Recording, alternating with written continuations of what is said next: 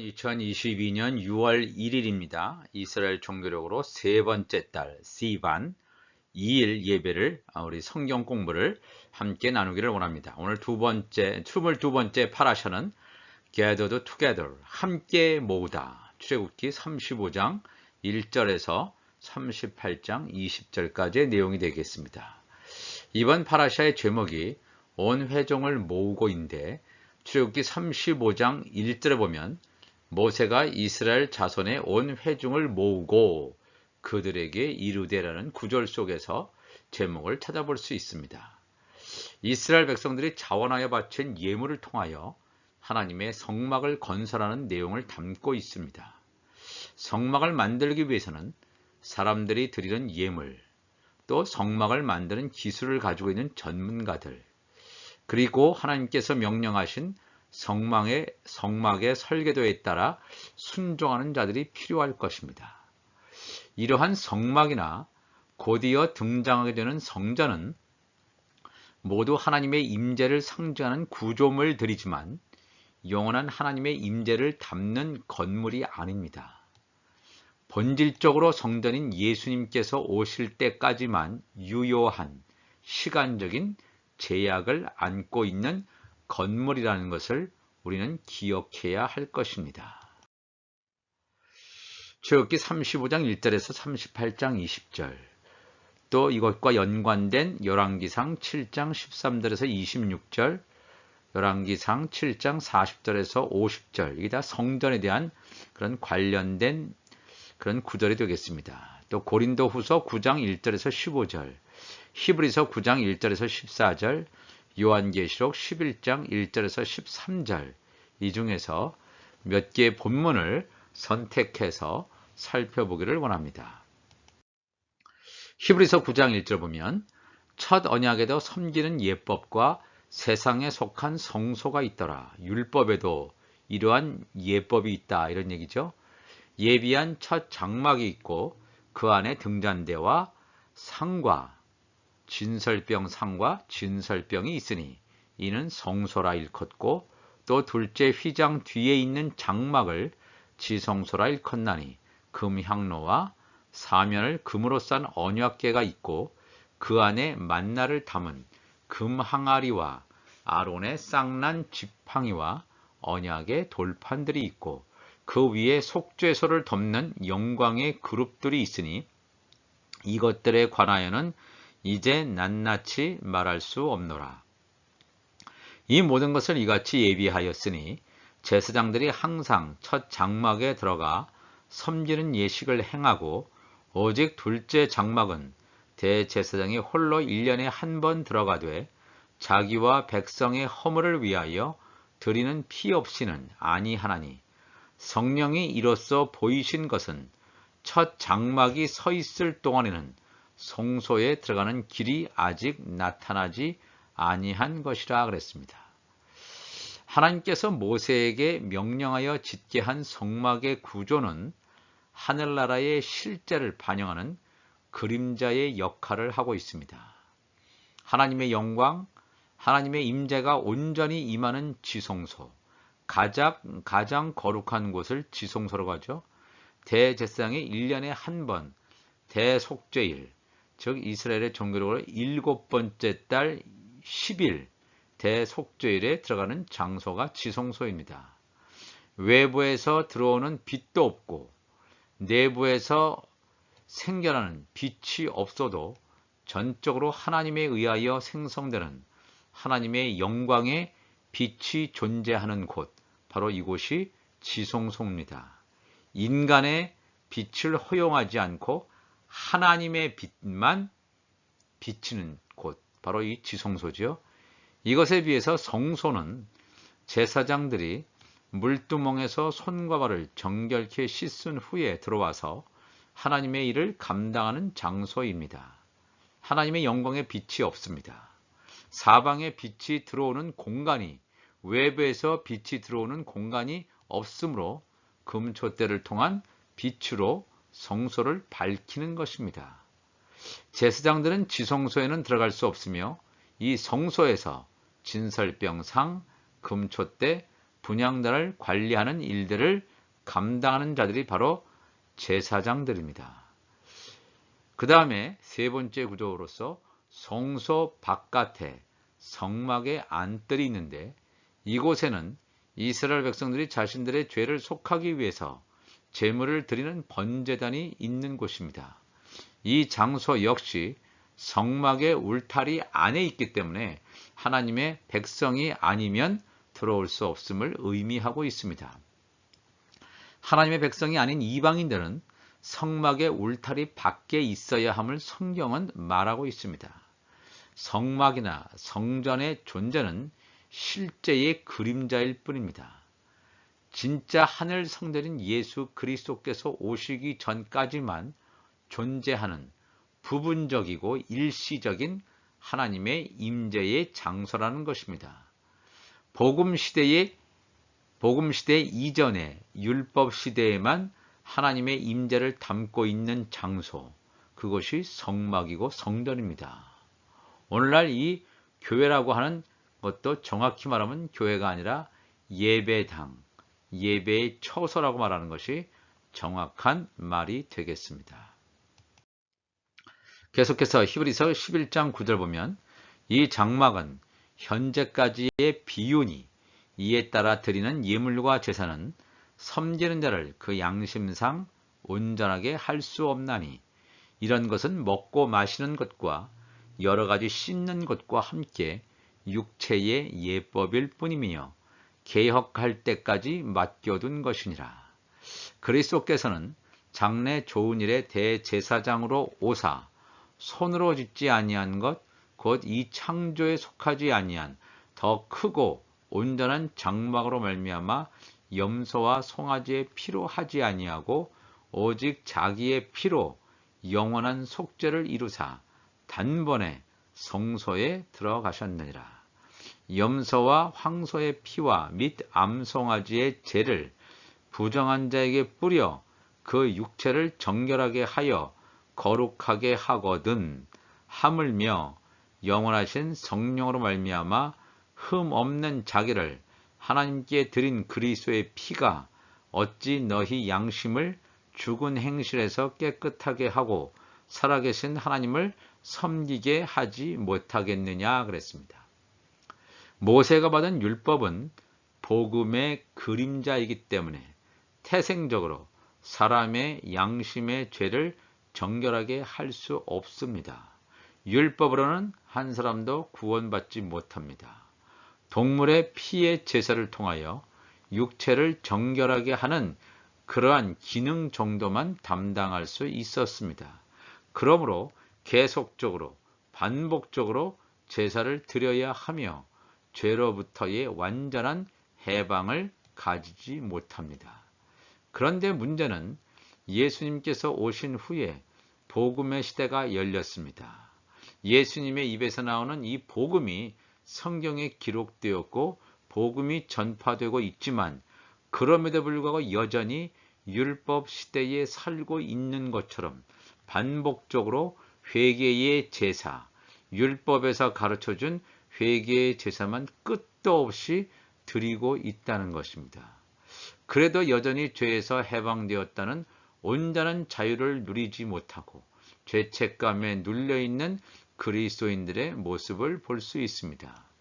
예수 그리스도의 말씀으로 온전히 씻어져서 나의 육적인 생각, 욕심, 나의 의가 죽고 예수께서 내 안에 사심으로 완전한 자유의 해방을 맛보는 자들이 되어야 할 것입니다. 동물의 피로 사람의 양심의 죄를 씻을 수 없습니다. 인간의 어떠한 죄도 동물의 피로 어떠한 종교적인 행위를 통해서 내가 수십일 금식도 한다고 해서 어떤 경건의 행위를 통해서 우리가 죄를 씻을 수는 없습니다. 우리가 이 하나님의 말씀, 성경 말씀 보면 그리스도께서 행하신 말씀, 그리스도께서 행하신 말씀은 영이요 생명이라고 했습니다. 이 영이요 생명이 우리 안에 있는 온갖 더러운 죄악들을 다 씻고 나를 완전히 죽이는 십자가의 죽음으로 몰고 간다는 사실을 우리가 알고 하나님의 말씀으로, 그리스도의 말씀으로 온전히 돌이켜야 될 때인 줄 믿습니다.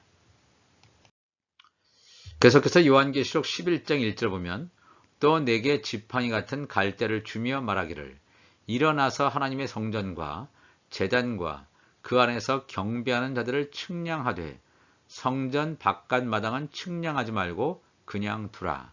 이것은 이방인에게 주었은즉 그들이 거룩한 성을 42달 동안 짓밟으리라. 내가 나의 두 증인에게 율법의 공동체, 복음의 공동체죠. 하나님의 자녀들, 하나님의 종들을 두 증인이라고 하는데 나의 두 증인에게 권세를 주리니 그들이 굵은 베옷을 입고 1260일을 예언하리라. 그들은 이 땅에 주 앞에 서 있는 두 감람나무와 두 촛대니 만일 누구든지 그들을 해하고자 하면 그들의 입에서 불이 나와서 그들의 원수를 삼켜버릴 것이요 누구든지 그들을 해하고자 하면 반드시 그와 같이 죽임을 당하리라. 그들이 권능을 가지고 하늘을 닫아 그 예언을 하는 날 동안 비가 오지 못하게 하고 또 권능을 가지고 물을 피로 변하게 하고 아무 때든지 원하는 대로 여러 가지 재앙으로 땅을 치리로다. 성막, 성전의 구조를 통해서 하늘나라의 구조를 알려주신 하나님께서는 누가 구원받는 자인지 분명히 성경 전체에서 증거해 주셨습니다. 지성소에 들어가는 하나님의 자녀들, 즉 예수님의 지체들과 성소에 들어가는 제사장, 하늘나라에서 제사장 직분을 감당하는 하나님의 종들, 그리고 성막의 안뜰에 거하게 될 천국 시민들로 구성되어지는 자들만이 구원받는 자들임을 증거하고 있습니다. 구원받는 자들은 성막 안뜰까지에 있는 자들입니다. 성막 안뜰, 성소, 지성소에 있는 자들만 구원받는 자들입니다. 성막 바깥에 있는 세상 사람들은 구원에 참여하지 못함을 분명히 성경은 증거합니다. 성막 바깥에 있는 이방인들, 즉 세상 사람들, 하나님을 알지 못하는 자들이 7년 대환란 기간 중에 후 3년 반 동안 단일 세계 정부를 세움으로 세계를 다스리는 것이 하나님의 계획 속에 있음을 알아야 합니다. 하나님의 힘이 부족해서 또는 하나님이란 신이 계시지 않아서 이런 일이 일어난 것이 아니라 하나님의 백성을 온전히 구원하시기 위한 도구로 성막 바깥에 있는 세상 사람들, 이 가라지들을 채로 사용하는 것입니다. 세상 바깥에 있는 사람들이 세상을 통치하기 직전에 하나님께서는 전 3년 반 기간 동안 하나님의 자녀들, 즉 예수님의 지체들을 통하여 화목 직책의 사명을 감당하게 하심으로 하나님의 종들이 구원에 이르게 하십니다. 또한 하나님의 나라에서 제사장 직분을 감당하는 하나님의 종들 중에서 모세와 엘리야와 같은 율법의 선지자들이 전 3년 반 기간 동안 회개의 메시지를 전파함으로 온전한 회개를 이루어 성막 바깥에 있는 자들이 통치하게 될 후 3년 반 전에 구원에 도달함으로, 구원의 이름으로 하나님 나라 완성을 이루게 됩니다. 전 3년 반 기간 동안에는 하나님의 아들들이 그들의 입에서 나오는 성령의 검, 즉 말씀이 온전하게 전파되어지는 그러한 사역과 하나님의 종들의 회개 사역이 함께 이루어지므로 하나님의 대추수가 마무리되게 됩니다. 요한계시록 11장 7절 보면 그들이 그 증언을 마칠 때 두 증인의 증언이 마칠 때에 무저갱으로부터 올라오는 짐승이 그들과 더불어 전쟁을 일으켜 후 3년 반에 있을 중동전쟁을 가리키는 말이 되겠습니다. 더불어 전쟁을 일으켜 그들을 이기고 그들을 죽일 터인즉 그들의 시체가 큰 성 길에 있으리니 그 성은 영적으로 하면 소돔이라고도 하고 애굽이라고도 하니 곧 그들의 주께서 십자가에 못 박히신 곳이라. 백성들과 족속과 방언과 나라 중에서 사람들이 그 시체를 사흘 반 동안을 보며 무덤에 장사하지 못하게 하려다. 이 두 선지자가 모세와 엘리야와 같은 그러한 두 선지자라고 하는 것은 반드시 두 명이 아니라 모세와 엘리야 같은 율법의 선지자들이 활동하게 될 것임을 성경은 증거하고 있다는 것입니다. 이 두 선지자가 땅에 사는 자들을 괴롭게 한 거로 땅에 사는 자들이 그들의 죽음을 즐거워하고 기뻐하여 서로 예물을 보내리라 하더라. 3일 반 후에 하나님께로부터 생기가 그들 속에 들어가매 그들이 발로 일어서니 구경하는 자들이 크게 두려워하더라. 하나님의 자녀들 또 그리고 하나님의 종들이 완전히 거두어지는 대추수가 끝난 후에는 이 땅은 완전히 버려진 땅이 됩니다. 더 이상 거둘 곡식이 없다는 것입니다. 하나님의 자녀들은 나팔절의 성물이죠. 하나님의 종들은 이 속죄절의 성물입니다. 곡식입니다. 다 추수할 곡식을 거두었으면 더 이상 거둘 곡식이 없다는 것입니다. 차례대로 첫째 와인 황충재앙이 올 것이고 그 다음에 둘째 와인 중동 전쟁이 일어나게 됩니다. 중동 지역에 살고 있는 사람들의 3분의 1이 중동 전쟁으로 목숨을 잃게 됩니다. 예수님을 죽인 피의 대가에 대하여 이스라엘 백성들은 우리가 담당하겠다고 무지한 대답을 합니다. 그 결과 중동 전쟁이라는 혹독한 결과를 맞게 됩니다. 하나님의 종들의 순교의 피도 있을 것입니다. 악의 열매들, 가라주와 쭉정이들의 이런 악의 열매들의 죽음이 결합되어 참담한 결과를 보게 됩니다. 세계가 그렇지만 국제전쟁으로 어수선해지고 혼란을 거듭하고 있을 때 곧이어 하나님의 자녀들, 예수님의 지체들, 즉 예수님의 신부들이 들림받는 휴거 사건이 있게 됩니다. 이젠 머리를 들고 하나님의 시간표에 따라서 우리의 믿음을 점검하며 하루하루를 살아가야 할 때가 되었습니다. 요한계시록 11장 12절에 하늘로부터 큰 음성이 있어 이리로 올라오라 함을 그들이 듣고 이 하나님의 자녀들, 아들들이 휴거되는 사건을 말합니다. 올라오라 함을 그들이 듣고 구름을 타고 하늘로 올라가니 그들의 원수들도 구경하더라. 그때 큰 지진이 나서 성 10분의 1이 무너지고 지진에 죽은 사람이 7천이라. 그 남은 자들이 두려워하여 영광을 하늘에 하나님께 돌리더라. 둘째 화는 지나갔으니 이 중동전쟁과 휴거 사건이 둘째 화입니다.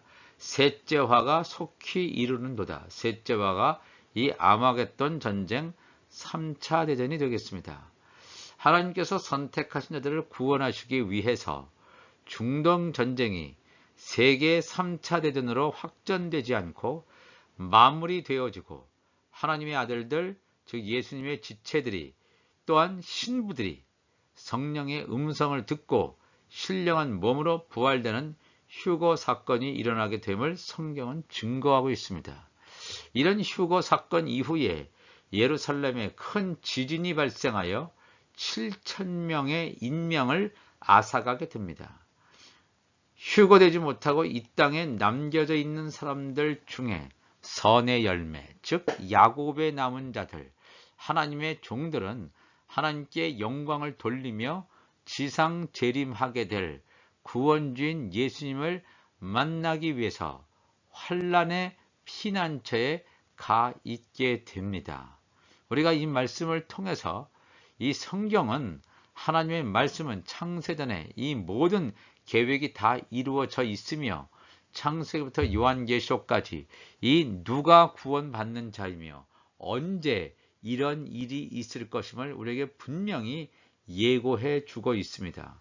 오늘도 이 말씀을 통해서 우리의 영이 깨어나고 말씀을 깨닫고 온전히 하나님의 말씀대로 순종하는 우리 모두가 되시기를 주님의 이름으로 축복을 드립니다. 다 같이 기도하시겠습니다. 하나님 아버지 감사합니다. 오늘도 하나님의 말씀을 나누었습니다.